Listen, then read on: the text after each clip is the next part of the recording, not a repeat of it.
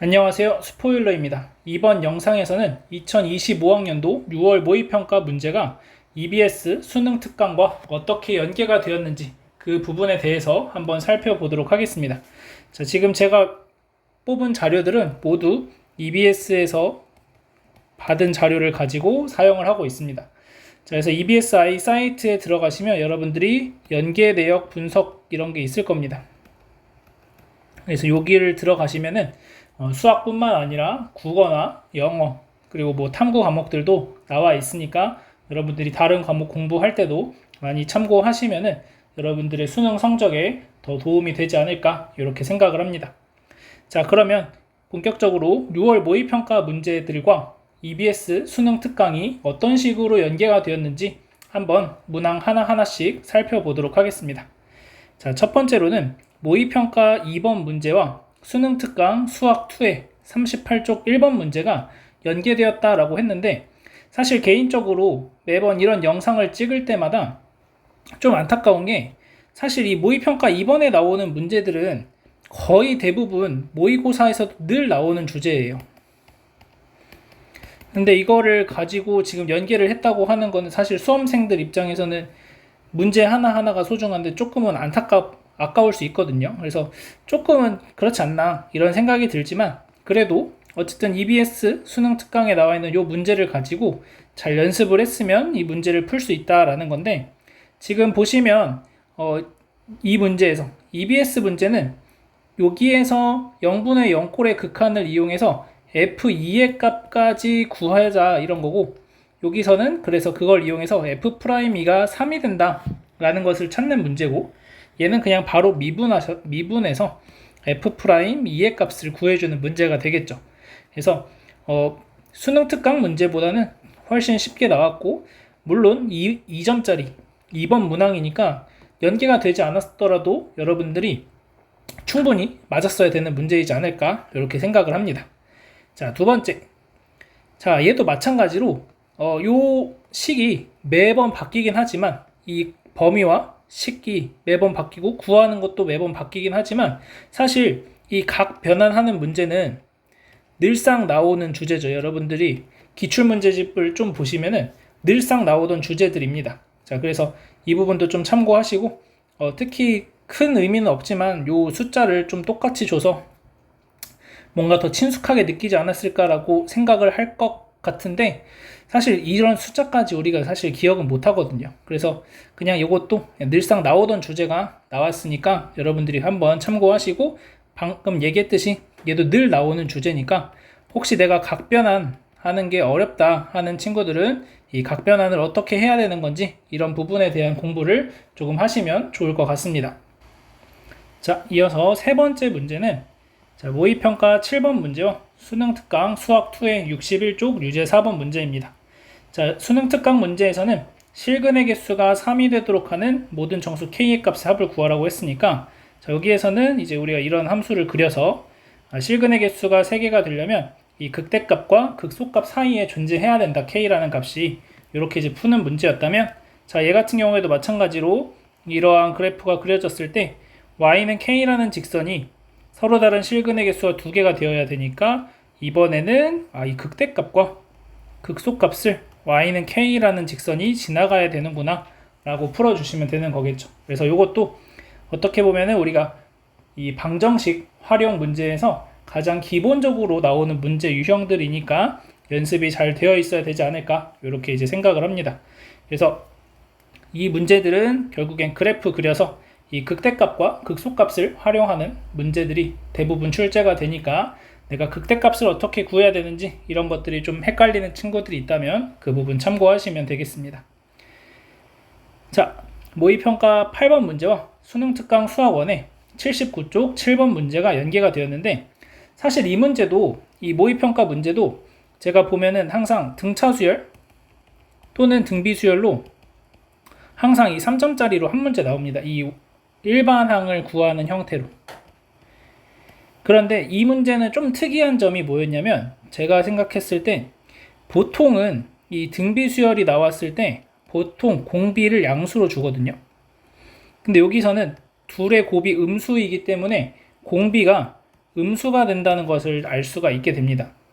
그래서 이 부분이 이 문제에서의 조금 중요 포인트이지 않을까 싶고, 그래서 이 문제 풀이하는 과정에서 사실 이 실수라는 조건이 들어가긴 하지만, 그래서 이런 부분들을 한번 생각해 보면 좋을 것 같아요.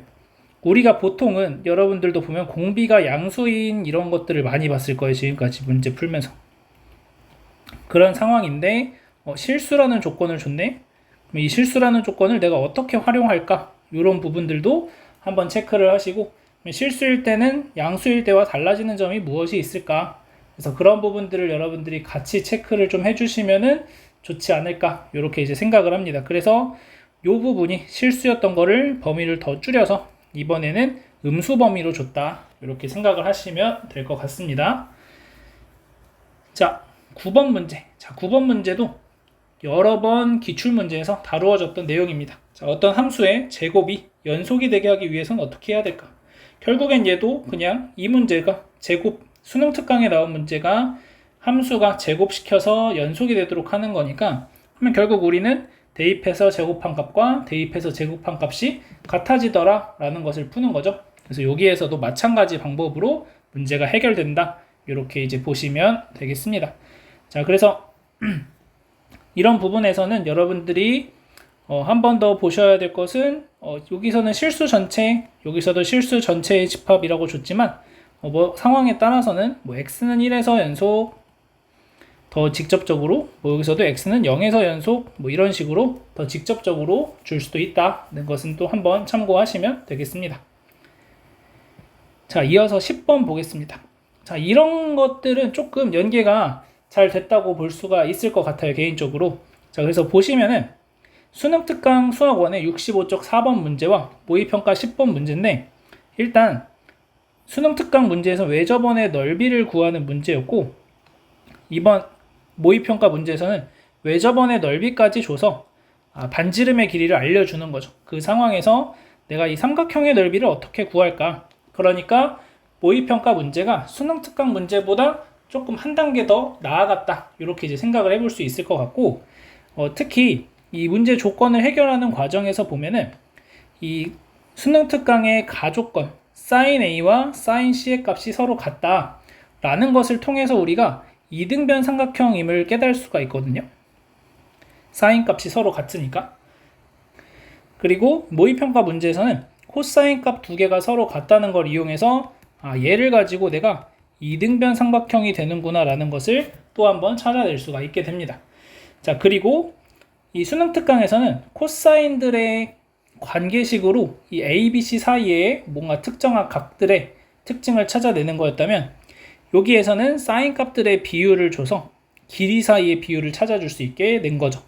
그래서 문제에서는 수능 특강에서는 사인과 코사인을 줬던 거를 거꾸로 준 상황인 거죠. 이제 내가 힌트를 찾아야 되는 상황이 여기에서 이등변 삼각형을 찾는 거는 원래 사인이었다면 모의평가에서는 코사인으로, 그 다음 각에 대한 또 다른 정보를 찾는 것은, 아니 길이에 대한 정보는 여기에서는 코사인으로 찾았다면 모의평가 문제에서는 사인으로 찾았어야 된다. 자, 이런 부분들을 이제 우리가 좀 비슷하게 이런 것들은 이제 그러면 내가 원래 공부했던 내용하고 반대로 나오는 상황이라면 어떻게 될까? 이런 부분들을 한 번 더 생각을 해볼 수 있지 않을까 싶습니다. 그래서 이런 문제는 여러분들이 잘 보면 좋을 것 같아요. 내가 어떻게 따져야 되는지. 특히 그리고 우리가 보통 사인 법칙, 코사인 법칙 문제가 나오면 보통은 도형이 주어지기 마련인데, 이번엔 도형 없이 여러분들이 기본적인 사인 법칙과 코사인 법칙의 공식을 가지고 어떻게 계산을 할 수 있느냐, 이런 부분들에 더 초점이 맞춰져 있는 상태라고 보시면 될 것 같습니다. 자, 넘어가서 모의평가 12번 문제와 수능특강 수학원의 34쪽의 2번 문제입니다. 자, 이 수능특강 문제를 가지고 얘는 이제 x축과 평행한 직선을 그려서 두 개의 함수를 줬다면 얘는 조금 더 함수를 복잡하게 준 상황이 되거든요. 그리고 구해야 되는 내용도 더 복잡해지고, 그래서 난이도가 좀 업그레이드가 됐다. 이렇게 보시면 됩니다. 그래서 원래는 로그 함수로 주어졌던 걸 그냥 지수 함수에서 계산할 수 있니? 라고 물어보는 상황으로 바뀌었고, 그 상황에서 이 문제 난이도가 조금 더 올라가서 여러분들이 이 문제를 해결할 때, 모의평가 12번 문제를 해결할 때 조금 어려움이 있었을 수는 있겠지만, 여기에서 내가 식을 어떻게 세웠는지 이런 것들을 좀 연습을 했다면은 여기에서도 같이 그런 부분들을 떠올려서 연결을 시키지 않았을까, 이렇게 생각을 해봅니다. 어쨌든 이 로그 함수와 지수 함수는 서로 역함수 관계에 있는 거니까 아마도 출제위원들은 이런 부분들, 이 친구가 로그 함수에 대해서 연습을 해봤으니까 지수 함수에서도 한번 풀 수 있지 않을까, 이렇게 이제 생각을 한 것 같아요. 그래서 지수와 로그, 아까 위에서는 뭐 사인 함수와 코사인 함수의 변화, 이런 것들을 같이 좀 꼼꼼하게 보시면 좋을 것 같습니다. 자, 넘어가서 모의평가 13번 문제와 수능특강 수학2의 98쪽 4번 문제입니다. 자, 이 내용 같은 경우에는 둘러싸인 부분 사이의 넓이의 차가 1이 된다. 자, 여기도 마찬가지 넓이의 차가 3분의 2가 된다 라는 부분을 가지고 여러분들이 비슷하게 생긴 그림과 요 식을 가지고 계산을 해보자, 이런 거죠. 그래서 여기서는 4차 함수와 직선, 지금 모의평가 문제에서는 3차 함수와 직선이니까 식 자체는 조금 더 쉽게 준 상황이다 라고 보시면 되겠고, 결국에는 0부터 2까지 적분한 값의 차이가 1이다. 여기도 마찬가지 0부터 2까지 적분한 결과, 그래서 구간도 똑같이 준 상황이다, 이렇게 이제 보시면 될 것 같아요. 자, 그래서 이런 문제들도 내가 여기에서 만약에 수능특강의 이 문제를 푸는데 어려움을 느꼈다면은 내가 왜 어려움을 느꼈을까, 내가 어떤 부분을 놓쳤을까, 이런 것들을 좀 체크해 놓으시면은 여러분들 이렇게 나왔을 때 훨씬 많은 도움이 되겠죠. 사실 이거는 거의 흡사한 문제라고 보시면 됩니다. 그냥 진짜 식만 바꿔놓은 상태거든요. 그래서 이거는 연계 체감이 정말 많이 됐을 것 같아요. 제가 생각했을 땐 이 문제를 여러분들이 풀었다면 어디선가 본 것 같은데? 라는 생각을 하면서 이 모의평가 13번 문제를 풀지 않았을까? 라고 생각을 합니다. 그래서 이런 식으로까지 거의 흡사한 그림을 주는 경우도 있다 라고 생각을 하시면서 수능특강 그리고 수능 완성에 나오는 문제들 하나하나를 여러분들이 잘 보시면 좋을 것 같습니다. 자, 그 다음 모의평가 17번 문제. 자, 요것도 이제 매번 나오는 얘기죠. 그래서 요거는 그냥 넘어가겠습니다. 사실 이런 걸 아까 처음에도 얘기했지만 이런 걸로 연계시켰다고 하면은 좀 그래요. 그래서 사실 매번 여러분들이 보시면 모의평가 17번 문제 보면, 수능도 17번 문제 보면 항상 이 부정적분 문제잖아요. 그래서 이런 것들은 그냥 넘어가셔도 될 것 같습니다. 그래서 기본적인 거니까 당연히 풀 수 있어야 되는 거고, 꼭 연계 문제가 아니어도 여러분들이 반드시 풀 수 있어야 된다, 이렇게 생각해 주시면 되겠고, 자, 18번도 이 시그마의 성질을 이용하는 문제는 얘도 매번 나오는 유형입니다. 그래서 매번 출제가 되고 그 사이에서 난이도 차이가 있겠지만 사실 얘는 거의 식도 똑같이 준 상황이죠. 그래서 여기에서는 n제곱의 개수가 주어졌고 n의 개수가 미지수였다면 이번에 모의평가에서는 여기 a의 개수가 k제곱의 개수가 미지수인 상황으로 줬다. 그래서 거의 흡사한 문제고 이것도 매번 출제가 되는 소재니까 여러분들이 연습이 잘 되어 있었을 거라고 생각을 합니다. 자, 그 다음 모의평가 19번 문제와 수능특강 수학2의 95쪽 예제 4번인데 이 문제도 제 생각에는 연계가 아주 잘 됐다고 생각을 하거든요. 이것도 거의 흡사한 문제예요. 그래서 t는 0일 때 수능특강 문제에서는 점 A를 출발해서 움직이는 점 P의 시각 T에서의 속도가 주어져 있고, 자, 운동 방향이 두 번째로 바뀌는 시각에서의 AP의 길이가 2더라, 이렇게 되는 거죠. 그러면 결국에는 이 A라는 점에서부터 이만큼 떨어진 지점에 P라는 점이 존재한다라고 하는 거니까 우리가 적분을 했을 때 그 값이 2가 되더라, 이렇게 이제 생각을 할 수가 있는 거죠. 자, 반면에 여기에서도 마찬가지로 t는 0일 때 원점을 출발하여 수직선 위를 움직이는 점 P의 시각 T에서의 속도가 주어져 있고, 자, 차이가 있다면 얘는 A라는 점이 어디에서 출발하는지는 모르지만 A를 출발한다고 되어 있고 그 거리가 2라고 했으니까 적분값이 뭐 2가 되든 뭐 마이너스 2가 되든 뭐 이런 식으로 되겠죠. 자, 여기서도 마찬가지 t는 0일 때 원점을 출발한다 라고 했고 마지막 끝은 위치가 1일 때 라고 됩니다. 얘 같은 경우에는 적분을 했을 때 값이 1이 되더라. 뭐 이런 식으로 이제 우리가 풀어줄 수 있다라는 거죠.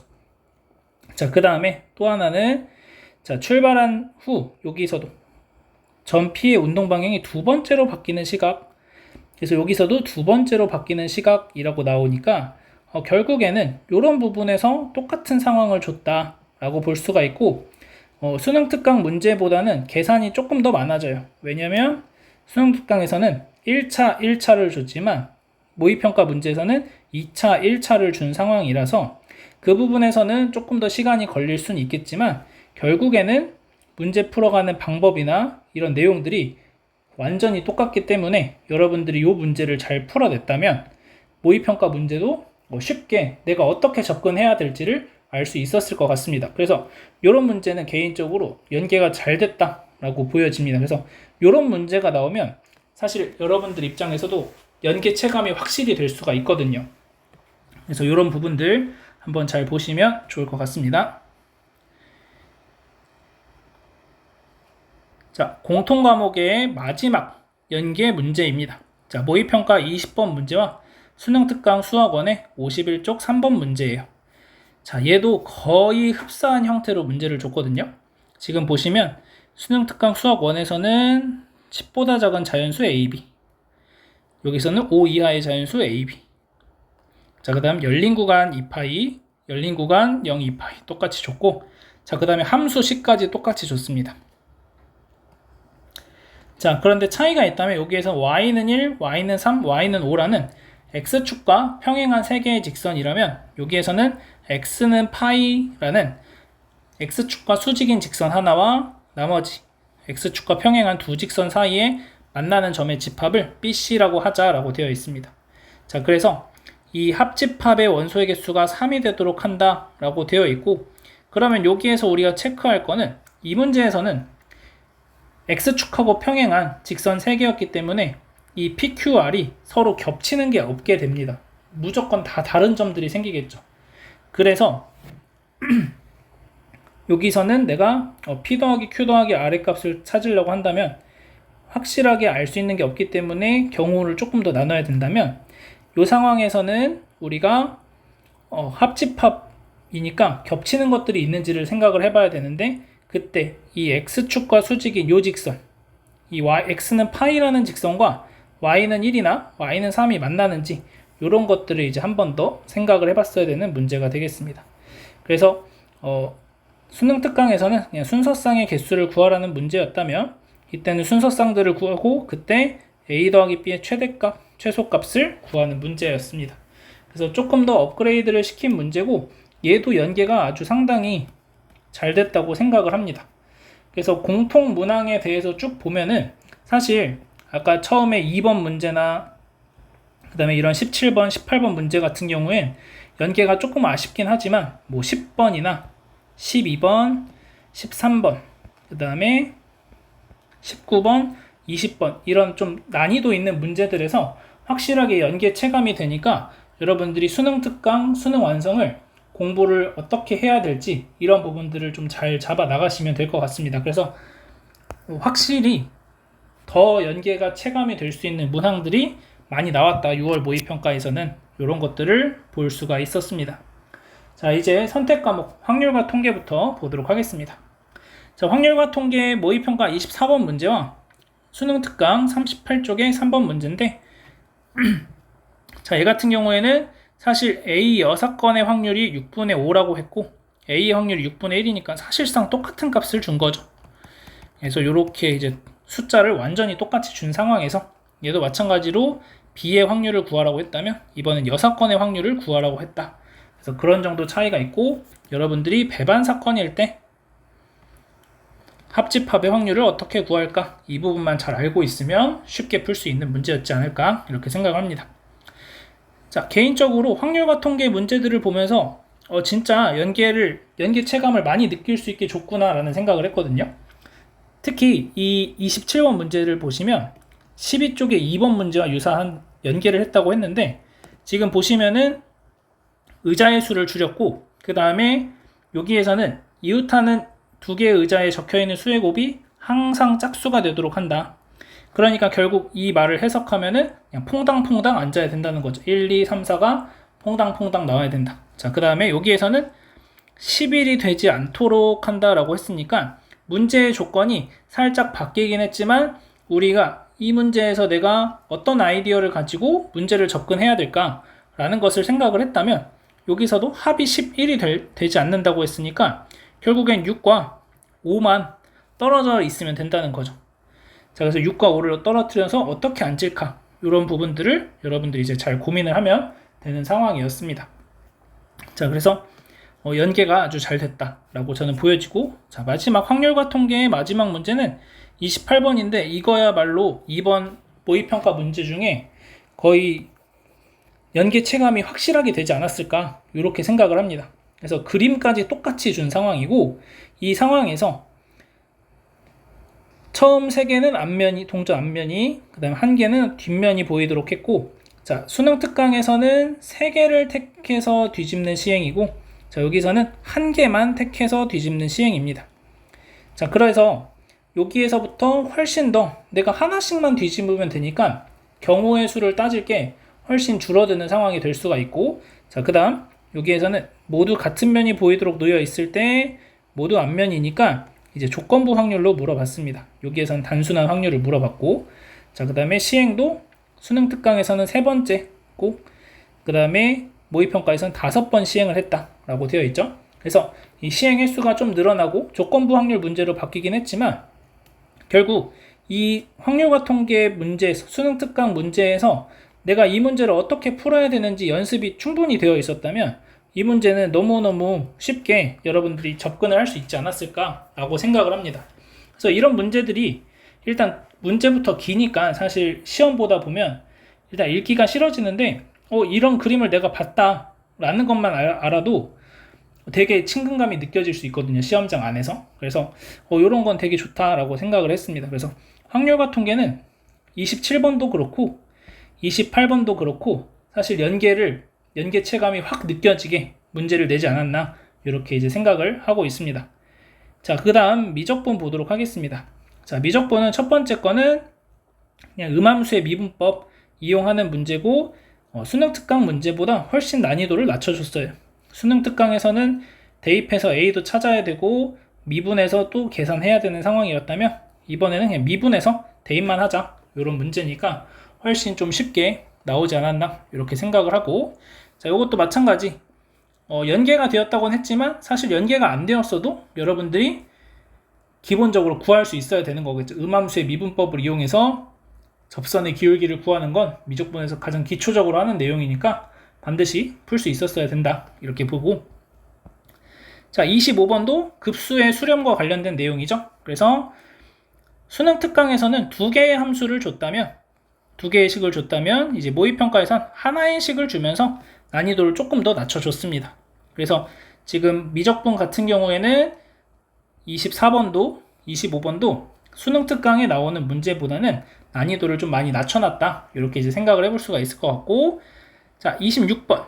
자, 26번 보면서 놀랐던 건 완전히 그림을 똑같이 줬거든요. 이제 함수식이 바뀌었기 때문에 폭이나 이런 건 달라졌지만 지금 보시면 y는 ot, y는 t, y는 ot, y는 t. 그 다음에 삼각형의 넓이를 st라고 하고 삼각형의 넓이를 st라고 하고 그 다음에 0으로 가는 극한, 0으로 가는 극한. 그래서 이 문제도 아주 연계 체감이 잘 되지 않았을까 이렇게 생각을 합니다.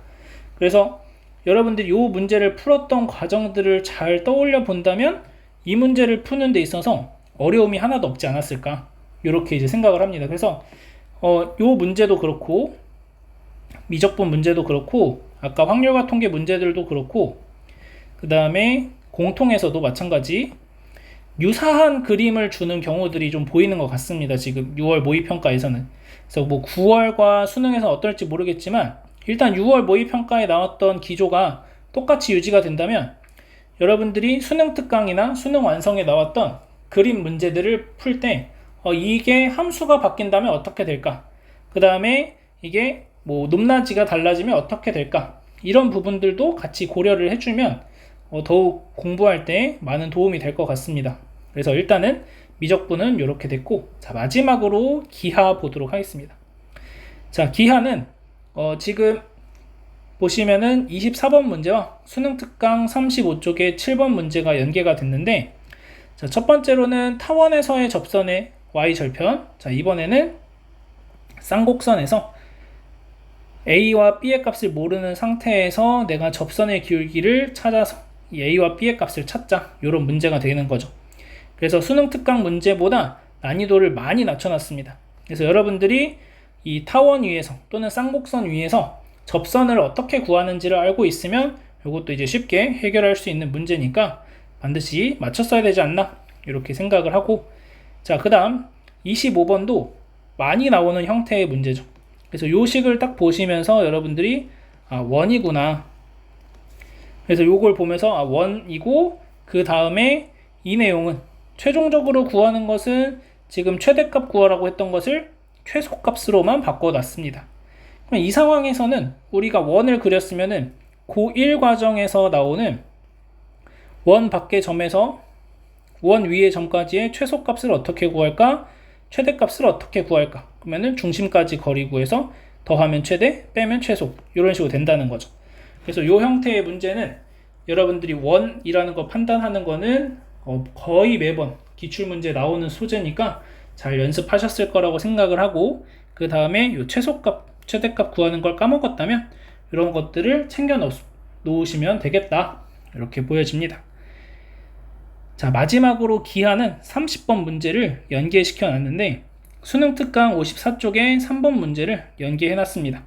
자, 지금 보시면 아까 24번 문제는 쌍곡선이었던 거를 타원으로 바꿨다면 이번에는 타원이었던 걸 쌍곡선으로 바꿔서 문제를 출제를 했어요. 자, 그래서 지금 결국에는 여기에서 판단해야 되는 건 이 식을 보면서 Q라는 점이 어디에 있는지, 또 이 식을 보면서 R이라는 점은 어디에 있는지, 이런 것들을 이제 판단을 해야 된다면 모의평가에서는 그런 부분들에 대한 판단은 훨씬 많이 줄여줬어요. P의 위치만 찾으면 되니까, Q의 위치만 내가 찾아주면 되는 거니까, 그런 지점에서 봤을 때 난이도가 조금 낮아진 것 같지만 쌍곡선에서만 갖는 점근선에 대한 특징을 놓쳤다면은 이 문제를 풀기 어려웠을 것 같은데, 사실 또 답을 구하는 과정에서 이 점근선이 큰 의미를 가져다 주진 않아서 미처 생각하지 않았더라도 문제는 맞았지 않았을까, 이렇게 이제 생각을 합니다. 그래서 지금까지 쭉 이제 수능 특강과 모의평가 문제가 어떻게 연계가 되었는지 봤는데요.